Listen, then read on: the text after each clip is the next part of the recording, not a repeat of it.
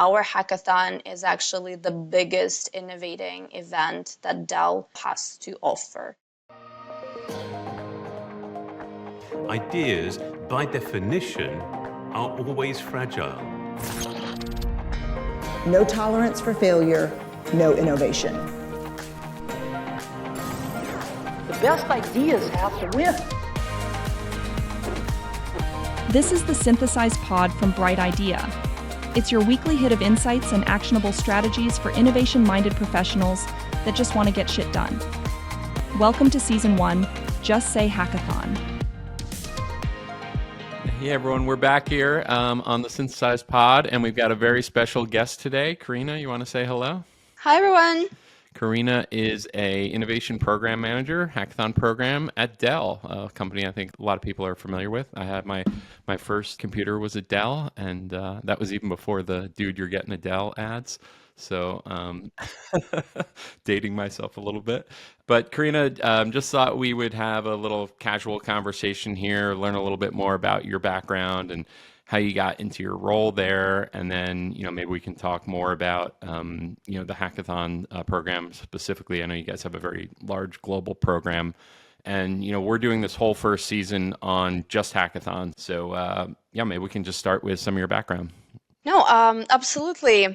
That's a great question. Basically, I think that I've been in innovation field for years, and it kind of runs in a family. My brother has a tech company, and he started it back in 2004. And obviously, I was one of the first people to work in that company, and I was 16. What does that company do?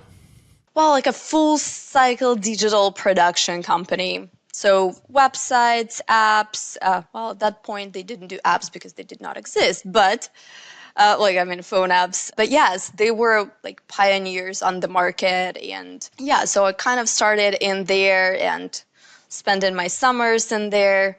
And then later on, when I needed an internship, I joined them full time and did something very similar. So we did have our internal hackathons, our internal innovation program for years. And that was just before my relocation. That was back in Russia. I'm originally from Russia. That was right before relocating in United States. So over here, I also pursued the same career after a bit. And I joined Dell in 2019. We were the first to start the hackathon on a global level at Dell at that point in 2019. It was a smaller event. It was just for our storage, which is also a huge unit, a huge business unit, but way smaller than it is right now, what we're doing. Before we jump into all the hackathon stuff, because I want to get to all that good stuff, but I love to understand the person. And so you started working with your brother at this startup, kind of full stack digital agency. And what were you helping with? Were you doing all things, everything from accounting to web development, or did you have a specialty? So initially, mostly web development, web design. I would learn simple coding. At that point, it was kind of easier, but also kind of more difficult because it was all mostly coding. There were platform management systems that you just had to know how to code. How old were you when that all started? Well, I was 14. I mostly joined when I was 16. Yes, and then in about 20, I joined as their development manager for the company to start their development department. And at that point, they were one of the biggest companies on the Russian market. How many people did they have? They had a few offices in Russia and across the globe. So it was about 200 people, which is not really a lot, but for that area, it was a lot for that field. Were they serving customers within Russia or international or both? Both, mostly Russia, but they did have some international customers as well. And the customers were startups or were big companies or both? Different, really, really different companies, but obviously we would try to look for a bigger tech companies or production or manufacturers because, well, again, budget limitations. Is there a big difference in terms of culture of the business or whatever, in terms of seeing that business in Russia and seeing what you've seen here in the US? Actually, it's huge. And I'm actually pleased to say that our innovation program at Dell, it actually started back in Russia. So they had it in a small scale in a Russian office. We used to have an office in Russia, an R&D. And when leadership in United States learned about how good this program is doing there, they decided to scale it up. So they first scaled it up to storage division level, and then it scaled up globally. So this culture is pretty big in Russia. Like they're innovating, the hackathons. I myself, I think it was 2016, I was already living in the United States. I joined a startup camp in Moscow in Russia, and I flew there for 3 months to participate in that startup camp. So it's that big of a culture in there. And what was that team doing that was so compelling that you guys wanted to scale it up to storage? I would think of it as an innovation ecosystem. It included the hackathon, but they also did work with local meetup communities. They would invite them. They would have different knowledge sharing sessions, brown bag lunches.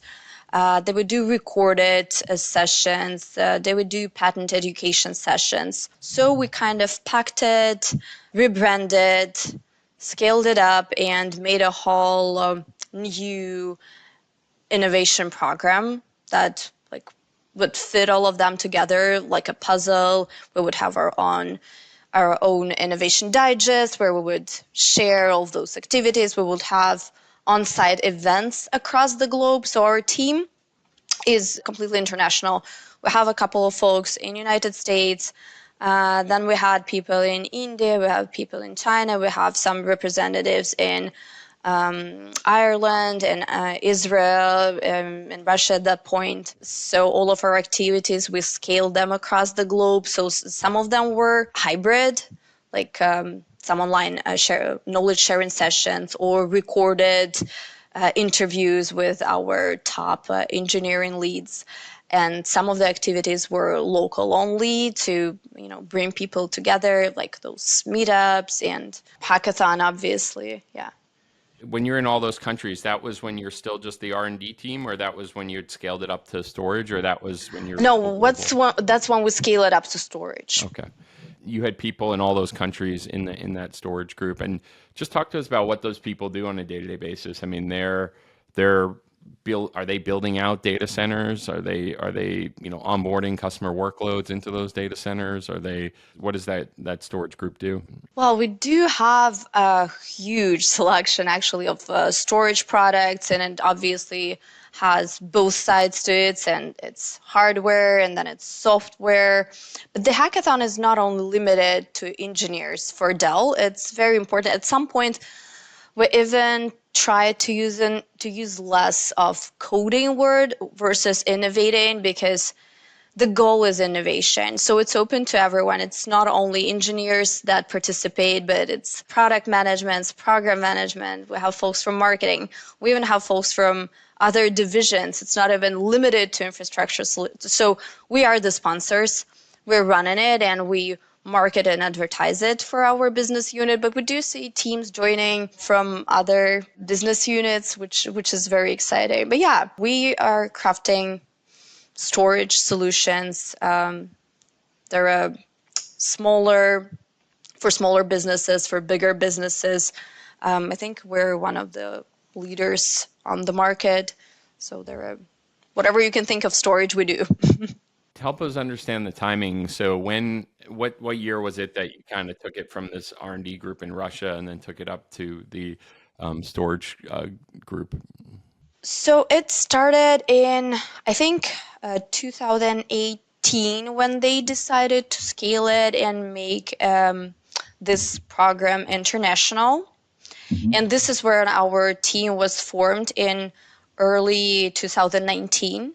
So basically right after Christmas and New Year, they were hiring the whole team. And were you at Dell already and they moved into this group, or you were hired into this group? No, I was fresh. I was a fresh hire at that point. So I was the first one among the first people to join the team. You had already been doing this innovation work at your brother's company, and is that what they saw that you could help with that? Yes. Okay. Yes, and when I saw this opening, I was like, wow, this is exactly what I've been doing for years and from scratch. And that department was also being built pretty much from scratch. I guess that helped. That helped a lot. I was very passionate about it. I was like, you guys need I me. want to pause and call out. So you said like late 2019. Obviously, early 2020 is when COVID No, no, happened, right? early 2019 when Okay. we, So you had a yeah. year before kind of COVID rocked the world of Oh, being as part of this team. And I just yes. want to call out that's the elephant in the room. Whenever I hear 2019, 2020 timeline, I'm like, everything shifted right Yes, then. no, we had a year, but it was a crazy ride after that year. Yes. And it was like a huge expansion for us, but we also had to shift from completely on-site hackathon to digital, and now we're like slowly shifting to hybrid. You had about a year there, and you guys had already. So does your team only do hackathons? No, no, we do our whole ISG innovation program, which includes a whole set of initiatives. One of them is Hackathon, and I would say it ties lots of things together. And this is an annual event. We prepare it in the background for about 6 months, like prior to the event, and then we have post-production, which is, I would say, it's a never-ending cycle.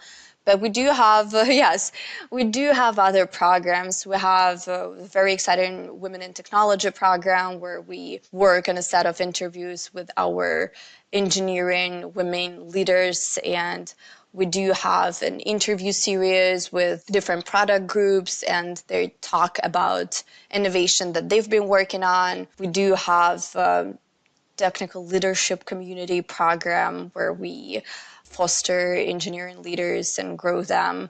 So we do have a lot of things. It's a whole ecosystem, and patents obviously is a very important part of it. And last year we also incorporated that portion into the hackathon directly. So we have it as a standalone program, but we also incorporated it into the hackathon. So it's a very immersive, I would say, experience at Dell. All encompassing, yeah. Okay, so it's 2018. You join. You have experience. You read this job description. You go, "This is me. This is what I love to do." You join this team. How big did the team get kind of before COVID hit? It's actually a very small team. Okay. So at that point, I was covering all the West Coast and Central United States. I had a colleague in Hopkinton. Dell has a very big office in Hopkinton, so she was covering East Coast. Then we had a couple of folks in Russia, and they were covering Russia and Israel and Ireland regions. And then we also had a person in India and a person in China. Were you all kind of doing your own thing, or was there like a top-down like mandate of we want to do these 5 things? So each of us, how our department was built, each of us had our global streams, which means that they're scaled to all regions. Like, for example, I was doing and still doing all communications, which include ISG Innovation News Digest. We have our own platform where we share all our news, and that was one of my global streams. And then later on, running the hackathon became my global stream as well. But then, and a few other things. But then we also have our local streams, which means that we are doing local events for people in our locations. Would those be meetups or some brown bag lunches or any other in-person on-site activities, including the hackathon, because for us it's global, but then it has to happen, that's the tricky part, but then it has to happen in every location as well in their time zone. So this is also a local initiative for every single person in our team. So I'm curious, and Margaret, sorry if I'm asking all these questions, but I'm trying to get the table stakes or the background out. So I'm really fascinated because you've done all these different activities. You've been involved in them in all these different locations. So, from my perspective, that's a really informed perspective. So I'm curious your point of view, if you take a step back and reflect on all that, and like, what do you think? Is there one activity that you think is kind of great for an innovation program, or or do you think it's the whole mix that really makes it all happen? That's a good question. I think obviously my favorite, and I'm biased because I'm running the hackathon. Of course, my favorite thing is the hackathon, just because of the scale of it and how many people it brings together and how many projects it creates, and just the idea of it, getting away from your day-to-day job to do something a bit extra. It tells you a lot about the people because they have to actually be so passionate about their career choice and their career path that they find the time to make that happen, and they go beyond the scope of their work and create something new. This is very exciting to see. But again, in our team, which I really love about what we're doing, most of people who work with us, and we are a really small team. So everything that we create means that there are many people from other organizations, from other teams that are being involved in that. Even with the hackathon, we have so many volunteers to make it happen.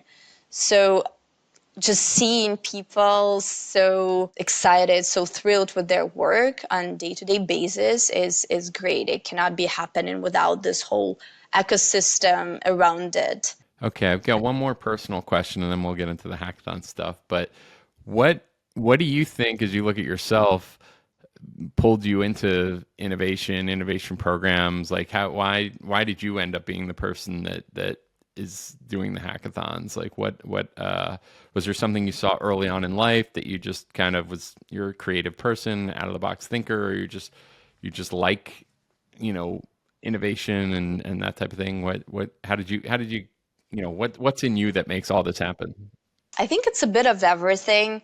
First of all, I really love seeing people coming together and working together in this cross-pollination that happens during hackathons or similar events. Is absolutely mind-blowing. This is so energizing to see people coming up together and sharing their experiences. This is something that I'm just really passionate about.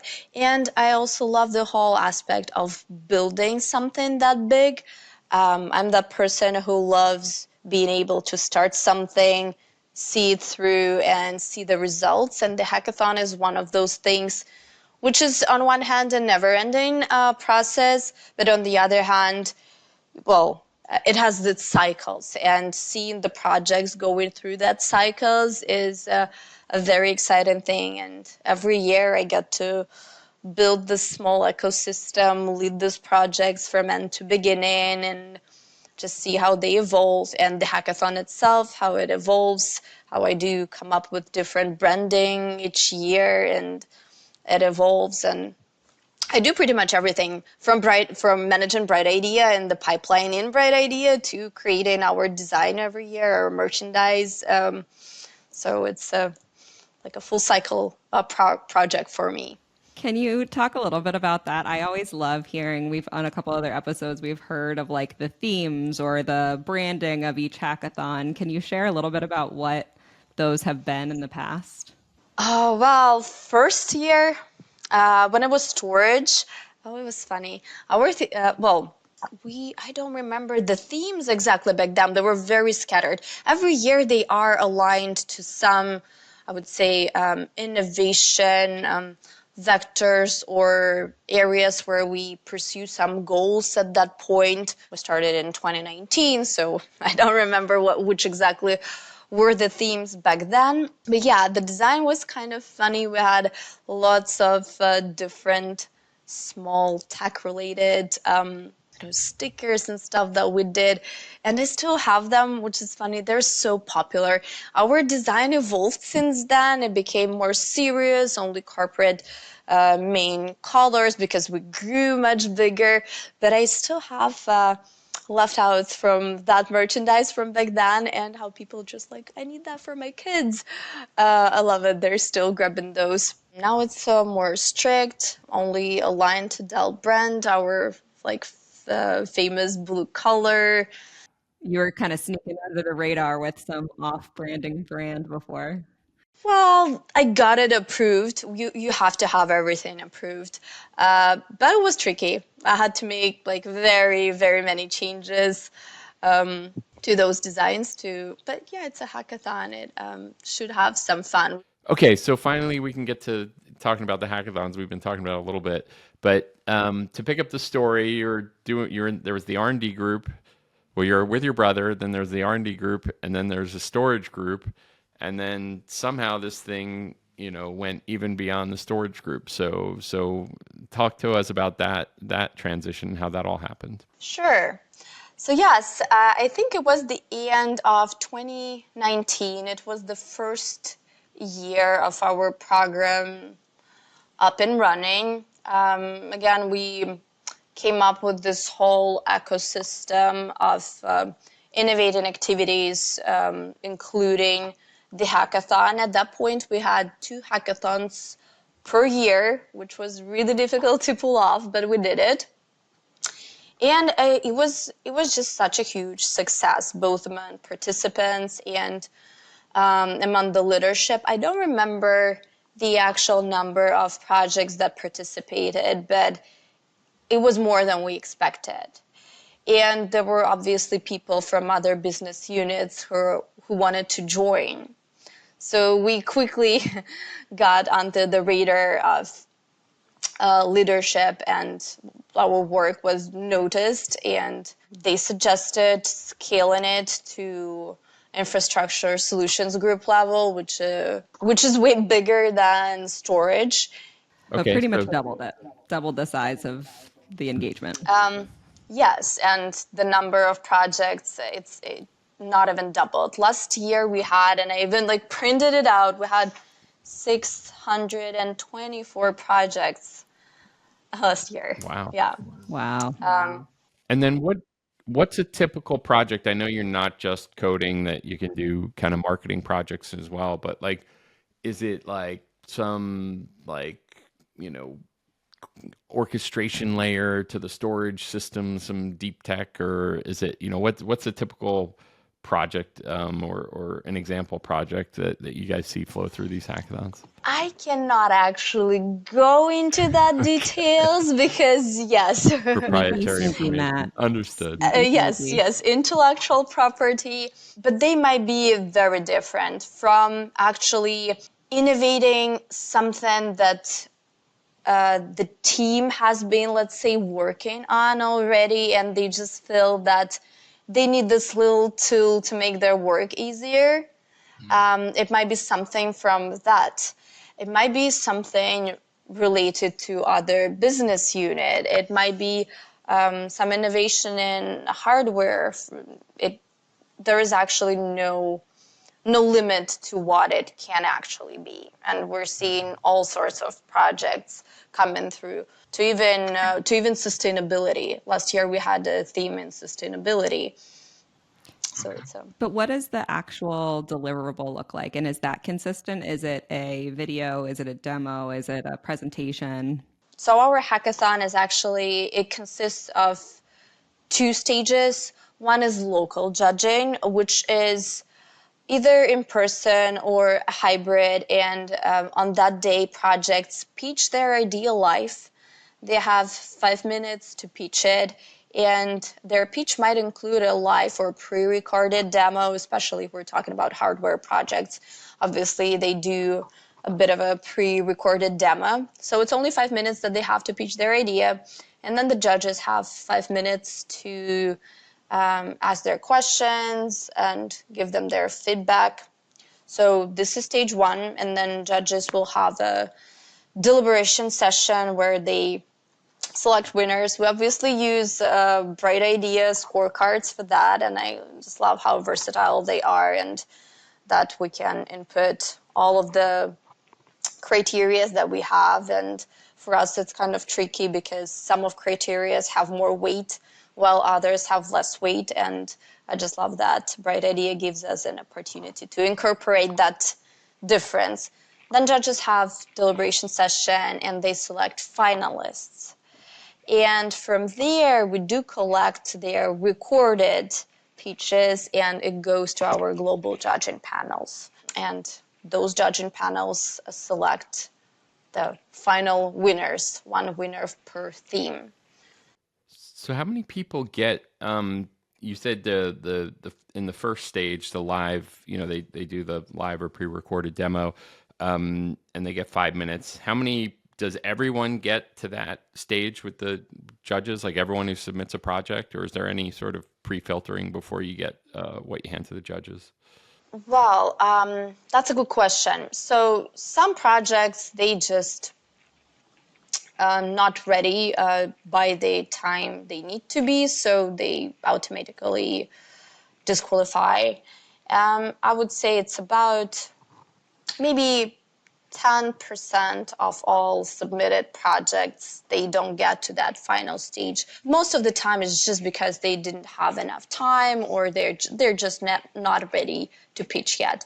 But we do have other tools available for them year-round to submit ideas and get feedback and review. So it's okay, even in that sense, if they started working on their idea during the hackathon but were just unable to finish it, they can do it later on, and still it's a good way to just at least start working in that direction. Keep it moving. I love this idea of that we've talked about in a couple episodes now of innovation programs almost having a rhythm or a drum beat, right? And you have the hackathons, which you said used to be 2 a year, right, biannual, and now has moved to just annual. And that feels like a big bass drum beat, right, of bringing people together and kind of launching them off. But then you have these other programs that seem to be either more frequent or lighter weight. And I love that kind of analogy of music, right? Because it does feel like you need all of those different things in order to keep this innovation program running.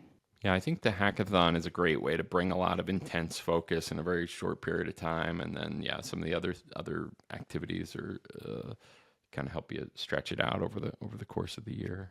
So, of the 90% that actually say I'm ready to have this judged, is there any filtering of that, or basically if someone says it's ready to be judged, then the judges are going to see all of those? Most of the time, no. We have some disqualification criteria. For example, if a person was not able to find a team for himself. So we really want to see people collaborating. So we have this limit that you have to have at least 2 people on the team. So yes, sometimes, rarely, it might be the case that a person was not able to find someone on their team, but that's a very rare case for us. Other than that, no, judges are open to listen to all of the projects and provide their feedback. And we have our themes predefined. So the projects know the themes months in advance. So our 2024 hackathon is this October, but the themes are already available on the website. So they do have a lot of time to think and maybe to even form the team or have their initial thoughts on what they want to work on. Can I double click on that about this idea of, sorry to interrupt, Matt, but that idea of you have to have at least 2 people on a team. What do you think, where did that decision come from? Was it hard to implement? Did you need executive buy-in or leadership buy-in to make that a rule? And why is it so important to either you or leadership that there would need to be 2 people on a given team? It was not initially a limit with our, I think maybe the first hackathon back when it was still just a storage division. And what we saw was that there were many people with the same ideas coming in, and it was just one person in the team. And they also would not have enough time to bring it to the, a state where it can be shown or where they can actually show the results. So we want to make people work a little bit and find people who are interested in the same thing. And we really want to have this cross-pollination in between different product groups, in between different divisions. And you might see we have lots of, and I mean, across the continents as well, we have many teams that consist of people who are working on completely different teams, on completely different projects. And initially, and I even forgot about that, when it was offline, pre-COVID, on the first day, on the kickoff, we had everyone who submitted their idea. It might have been just a very short description, pitch their idea on the very, very first day to find team members. So they would have like a 5 minute on the stage, and they would just tell what they want to work on. And if someone wanted to join from the crowd, and the whole office was invited, the whole anyone could join. Yeah, that's interesting. Yeah, right now it's not exactly an easy thing to do with the hybrid format, but with years of working on it, it just became easier. But the main reason was you really wanted people collaborating, and you felt like you got higher quality projects if more than one person was working on it? Yes, absolutely. Margaret brought up executive leadership. I know Michael Dell actually came back to Dell to kind of, right the ship or whatever he did. So what's been the impact there? How have has your executive leadership been supportive? It sounds like they were really helpful in scaling up this thing from a small thing to a global thing. But any other thoughts there on executive leadership? Well, I have not had the opportunity to talk to Michael Dell directly about it, but obviously our hackathon is actually the biggest innovating event that Dell, like internal, that Dell has to offer. So it's important even on higher levels, and the numbers of the projects that we receive, it just makes everyone proud. And the number of so this year, again, we're incorporated the patents portion to the hackathon, and we did a series of lections explaining how to file patents for hackathon ideas and how it is important to patent them. And out of 624 hackathon projects, we had over 300 at least patent disclosures submitted. So it's an important number for every tech company working in an innovation field. And is that one of our metrics? Is that something? How did that come to be? Did legal this hackathon thing kept getting bigger and bigger, and then legal kind of slid over and said, "Hey guys, we could get some." Not exactly. We actually closely work with legal all the time. Okay. First of all, because we work with innovation and we do have ideas coming through from various channels. Second of all, as a part of our global innovation program, we have patent circles. So it's again like a little patent ecosystem where we have education sessions, where we have patent mining sessions. For all hackathon projects, we have patent harvesting sessions.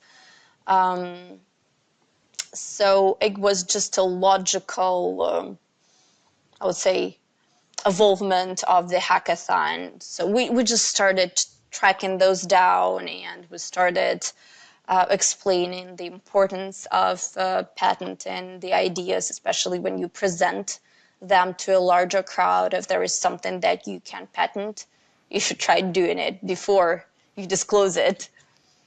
And going back, I picked up on you were talking about those are some of the metrics, or those are the metrics we track, which is number of projects, and also I imagine number and percentage of those that have patent disclosures. Are there other metrics that you track in terms of success or report upward about the hackathons? Yes. So after the hackathon is finished, we go into that post-production mode, and for all of the finalist projects, they are going through we have our internal ideation tool. So they go to that internal ideation tool after that. And this is when each of them is being individually reviewed, and they think of how it can be incorporated, and if it can be incorporated in our portfolio, or connecting those projects to, or project leads to maybe specific teams who might be interested in incorporating. So there are different paths that the project might go into. Some of them go to incubation. So we collect all of those numbers, like where the project went. And sometimes project does not exactly fit anywhere at that point and it just gets iceboxed. So we do collect that information. Those are also our metrics, apart from obviously a number of projects and number of participants and geos. But I want to go back to this. You said you spend about 6 months just prepping for the hackathon, and determining the theme and giving people time to think and build teams. So can you talk to us about that? And was it always 6 months? Has it kind of grown every year and gotten bigger and bigger? Or what? Talk to us about all that prep work that goes into being successful at this scale. No, I think it's been like that pretty much. I think the post-hackathon work, this is something that's changed, because when we just started back in 2019, we didn't do much with the projects after the hackathon was over. So it was a fun event, but actually no outcomes, no success stories. So right now we're closely monitoring all of the finalists, winners especially, just making sure that whatever they can get out of the hackathon, whether it's incorporating the portfolio, whether it's just a feedback or mentorship, we try to get that. But the preparation pretty much took about the same time every year, especially since it's global. And what's going on in that cycle? I mean, so your event will be in October, right? So you're warming up for that. And what is your theme settled for the year already? And just talk us through kind of the mechanics of what you're doing during that pre-event phase. Absolutely. No, there's a lot of work ahead at this point. So in preparations, we obviously come up with the themes. We try to break those down into smaller pieces, which will be clearer for all participants if they need to. We also have pre-hackathon education sessions, several of those. Some of them are dedicated to patent disclosures. Some of them are dedicated just to the hackathon process. Then we also need to secure, meeting rooms in all locations. It's a ton of logistics. It's catering. It's merchandise design and ordering. It's securing local judges. We also have coaches from our technical leadership community to help projects prepare. So it's securing the coaches. This is. I was like, that's a lot. We have weekly sync up calls. Yes, it's just from the top of my mind. We have standards for presentations.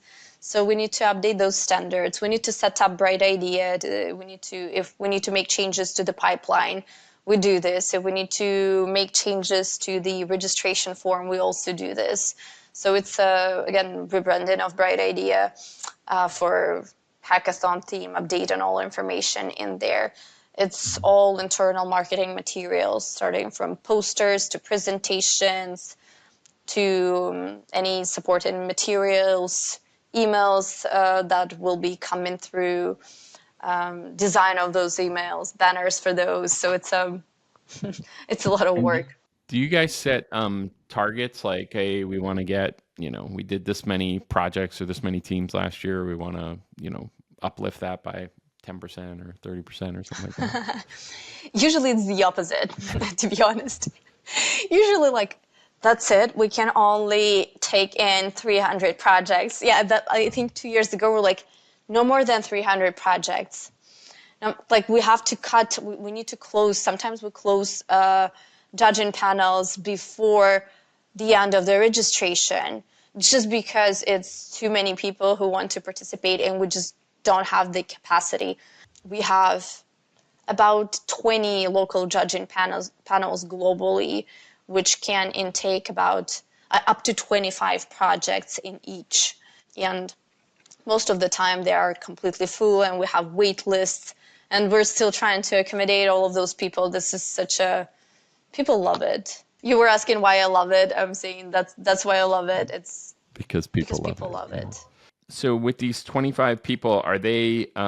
Is that a full day for them to do to evaluate these? With the 25 projects, is that a full day for the judges? It's a full day. We start in the morning, then we have a lunch break, and then we continue, and then we have deliberation session, and then we announce the finalists and have cake and celebration and gifts.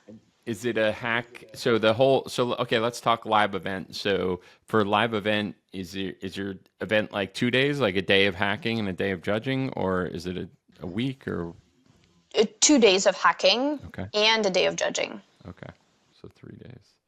I have a wild card question. What has been your favorite location so far, and what has been the best catering so far? Wow, that's a good question. Our Seattle site where I'm based is pretty small. And the question has many aspects to it, honestly. It's easier to run it, and I'm the person who is doing it in person in here. We have a really nice renovated office. We have this virtual experience, hybrid experience enabled rooms, which makes it so easy to run for people who came in person and people who want to pitch digital. So this is absolutely great. As for catering, that's a good question. Again, as the person who is doing it in here, it's so small. So our site is so small in here. So I'm trying to do everything on my own. So I don't get to actually enjoy that part of it. But you're too busy to eat? I do have something to eat, but rarely because I'm also recording and taking pictures. I'm a control freak. In other locations, surprisingly, it's usually not like that. They have lots of people supporting. And this year it's going to be actually different because I might be going to Texas. Because this is where our headquarters is, and I will be running the in-person event there. And this one is going to be huge. You got to get Michael Dell to come by and say hello so you can finally meet him.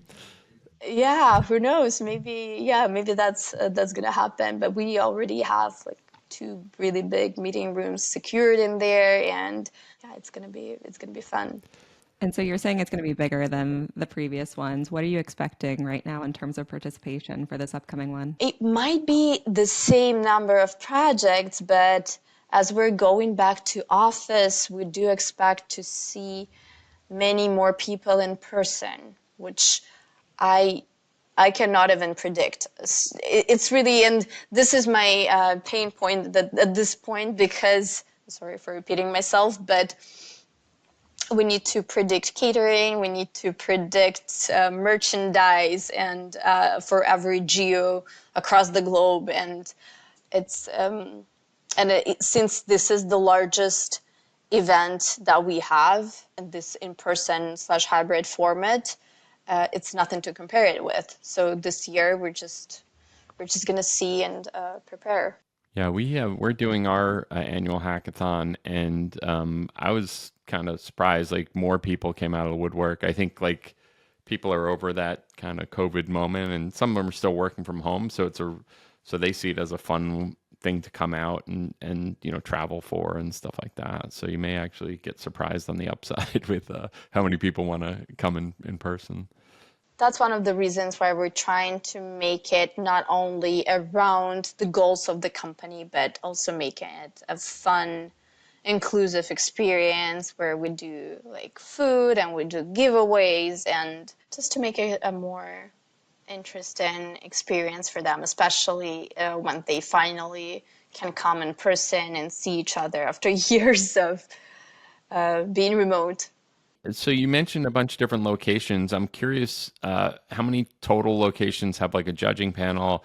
And then I assume there's locations where there's not even a dedicated innovation program person there, right? Like they're just kind of volunteers and stuff like that. And Yes. So we do in United States, we have two locations on the West Coast, which is like one is in Washington State, and then another one is in California.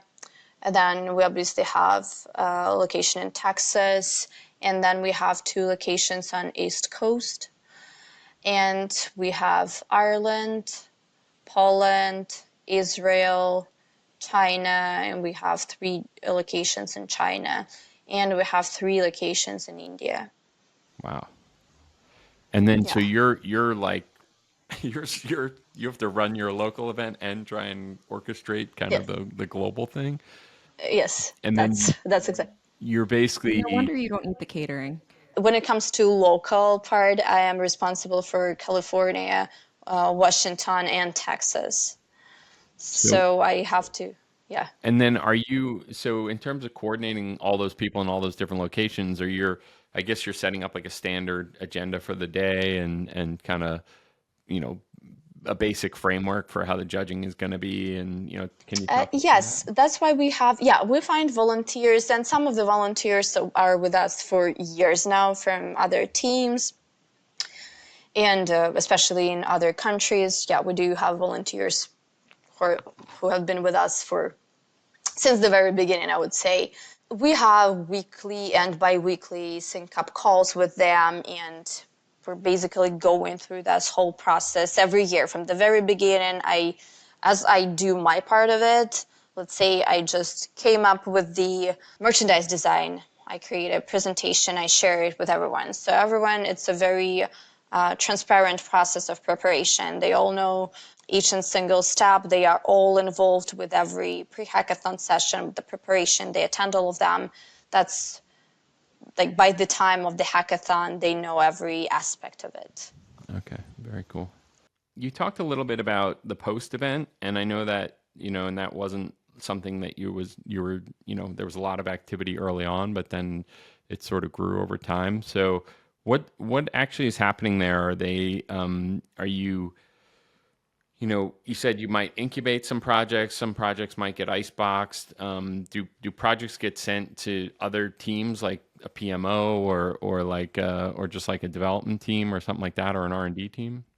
Yes, so we have usually local, global judges when they review the projects. We collect all their thoughts on them, and for some of them, they would directly say, "Hey, we know this team," and that's just such a great idea when the projects come to that level, to that people who oversee that many projects, so many products, they can say, "Hey, this needs to be directly implemented into that product. We need to just make these two people meet and discuss." Yeah, so this is also a possibility for some of the projects. Yeah, so it's connecting. This is also a great thing about the hackathon, is just connecting people across different teams and divisions and just making things happen. Yeah, it feels like a couple times that we've been talking about hackathons, it feels like a direct response to silos within an organization, as hackathons can be this moment where you're specifically coming and breaking down the silos that naturally sort of build up within an organization, especially the size of Dell. Do you see that as a benefit of it? Yes, absolutely. That's one of the, I would say this is one of the goals of the hackathon, to break the silos. I mean, this seems like world-class scale, right? Like that, you know, there's probably less than 100, there may be less than 30 people doing something at this scale. What advice do you have? You know, I mean, it seems like you just kind of, they kept making this thing bigger and bigger, and you kind of were able to, you know, stay with it and keep up with it all. Like, that seems like a really unique perspective. So I'm just curious, what do you think, you know, prepared you, or what skills do you have, or what advice do you have for somebody who maybe they're doing one or two hackathons or smaller regional departmental, and they want to kind of go bigger or get the attention of senior execs, or what advice do you have for just operating at that scale? I would say attention to details. So for us, it all started with putting together checklists of every single thing that we need to get prepared for the hackathon. And tooling, well, I will go back to Bright Idea. That was such a life change because we started not with Bright Idea. We started with we had an internal tool. And it was a completely different story, especially with that number of projects that you have. And when you need to, sometimes, especially on the day of the hackathon itself, when you need to make many manipulations with the projects, when you need to get the reports right away to see what's changed, and with that number of projects, the information changes a lot. There were some dropouts, they're changing their themes, the change of their judging panels, the change in the geos where they are teaching, that also happens. So you have to have this information available right away and easily accessed to by yourself as an organizer, but also when you work with other people in other geos, they also have to have immediate access to that information because the timing is crucial, and only great tooling allows doing that. Where do you guys tree up to in the organization? So is this like, I know you're an ISG, but like, are you viewed as like an HR function or like an R&D function, or is it just your own function that goes into the executive leadership team? Well, we are business operations. Okay. Yes, and we are kind of so innovation is a part of what we do. There are some other things that we also do, like this technical leadership community, and some completely different things within our team that are not even as much revolving about innovation. But we are kind of this small standalone, I would say, team in business. Yeah, an organization. Yeah. Okay. Yeah, but I would say on the upper layers. Yeah. So we oversee in a lot of things from our level. Yeah. Kind of like a horizontal function. So is it officially beyond ISG now, or is it like ISG sponsors it and some other people participate, or is it ISG sponsors it and anyone can participate, or how? So it's officially an ISG hackathon. The name of it is ISG Hackathon, and we market it as such. There are conversations about bringing it even to a higher level, but it's not happening this year, as far as I know. But it's still open to absolutely everyone with Dell badge. So if they want to join, they can still do it. And the fact that we have our themes predefined still means that there will be within the scope of what our judges. So the biggest question if the judges are capable of scoring those projects, but this is why we have the themes predefined. So the judges have expertise in those areas. So it's open to everyone. We want to make it as inclusive as it can be. Where do you expect this to go from here? Obviously, you're growing this program, you're growing the hackathons year over year. If you could wave a magic wand and have innovation at Dell go in whatever direction you want, where do you see it going in the next few years? I think we might come up with doing 2 hackathons, maybe doing something of a smaller scale as well, like in between, and might go actually beyond ISG officially. I can see that coming because innovation in Dell is very important. It's just a matter of if we have enough human resources to review all of those projects and make sure that they receive the attention that they need. But yes. That's a common theme that we've heard where these things start in a small place, they grow. All of a sudden it's like a massive program, and it's, it might not be resourced like a massive program, like the sales kickoff probably has this huge team and huge budget, and then the hackathon budget maybe not as large. So so it's almost like people are all like almost like a year behind, right? Like the thing grew last year, and then they only have the team they need for for what the scale of it a year ago. So yeah, it's definitely seems like a struggle. But I've also seen, and this has come up in some of our other conversations, is that it's just really it's seen as strategic, like it's seen as like a really important source of innovation, and that it kind of like has to happen, right? And I think even with COVID, that was even more important when people were kind of like home and not getting as much collaboration. But it just seems like it's starting to be recognized as like a major source of innovation. And one of the people we spoke with, it was almost like they were just trying to create more and more flex time, right? Like there's the time where someone's telling you what to do, and every hour is like kind of quantified and measured and aligned. And it was like this battle to like just create a little bit more flex time to give people a little bit more kind of a little bit more control over what they're doing, so they can explore things and tap into that passion that you were talking about. It was also interesting how in the beginning it was a bit, not to say not everyone was excited about it, but it took us some time for specific teams, especially if they have releases, to make sure that their management is okay with that they can make this time work. Right now, when everyone, like, it's a brand, in Dell, it's a brand and everyone knows it, and it has changed a lot. And now the leadership, if their division participated, they asked, and again, going back to Bright Idea, they asked for the data, how many projects they had from their division, and this is the information that they're proud of, and they're sharing it, and how many patents their projects submitted, and how many of them became finalists, if there were winners among them. So it's also brought that aspect to it. So everyone is waiting for it. That's fascinating, because it turned in from like this, oh no, we're going to mess up the release cycle, or this fear-based idea of if we give people time, it means it's taking away from this clearly attributable ROI, and kudos to your team to then be able to arm them with statistics that actually make them proud, right? And almost like you should compete on these things, like how many projects your division had, or what, how many patent disclosures you filed. And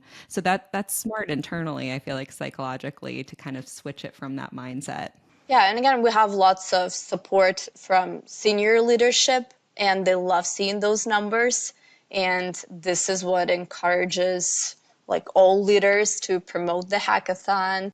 So I've got a couple more scattered questions I like to ask. Margaret reminded me.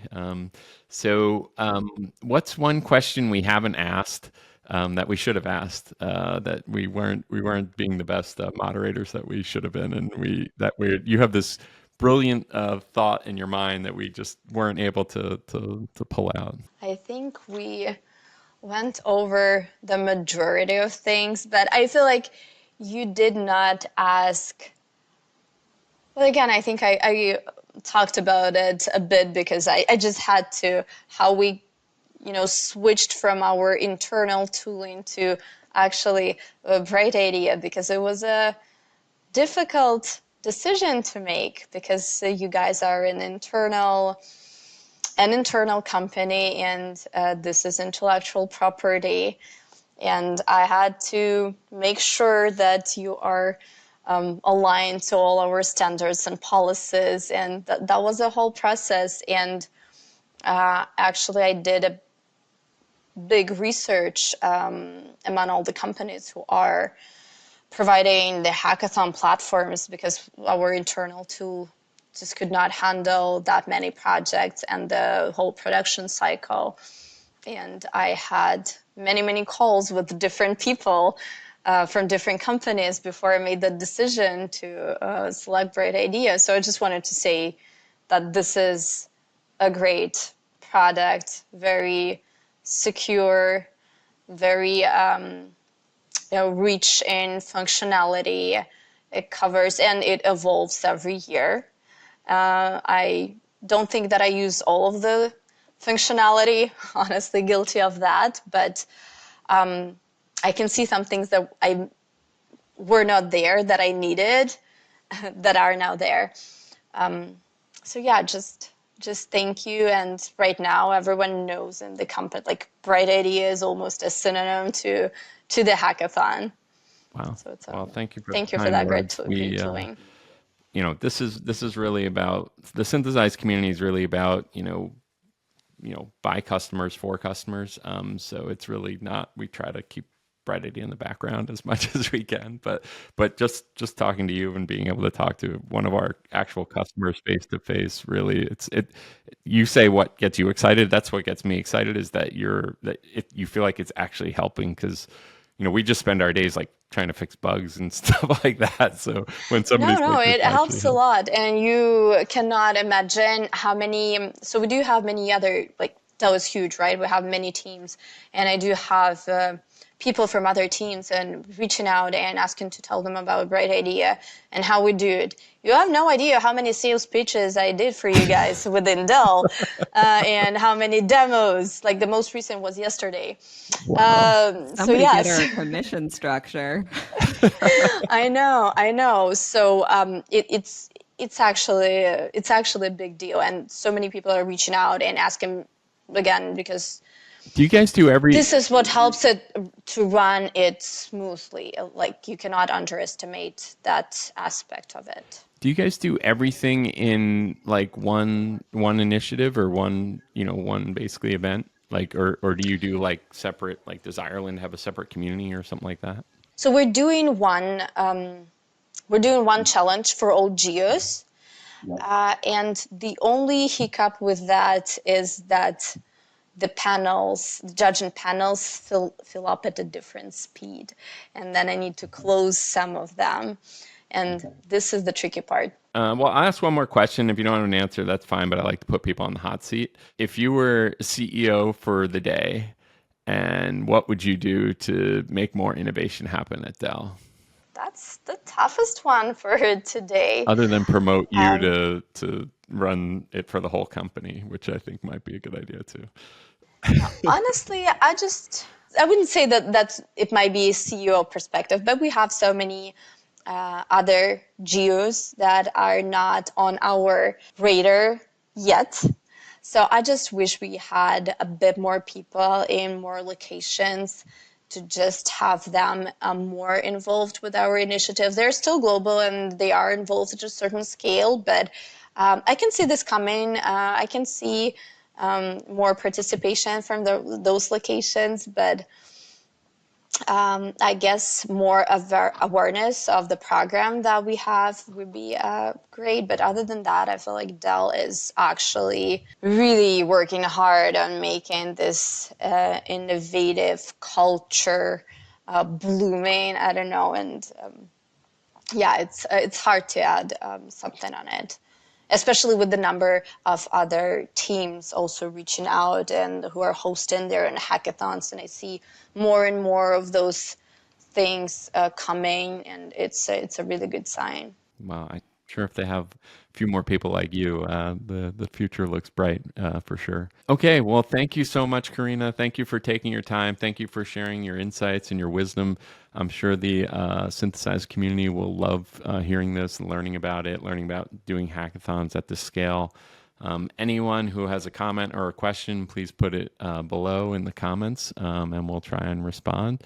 And I hope to see you soon at an event or something like that. And please reach out if I can be helpful with anything with Bright Idea stuff. Absolutely. Thank you so much. It was such a pleasure talking to you guys. Thank you so much. Have a great day. I had such a great time. Thank you so much.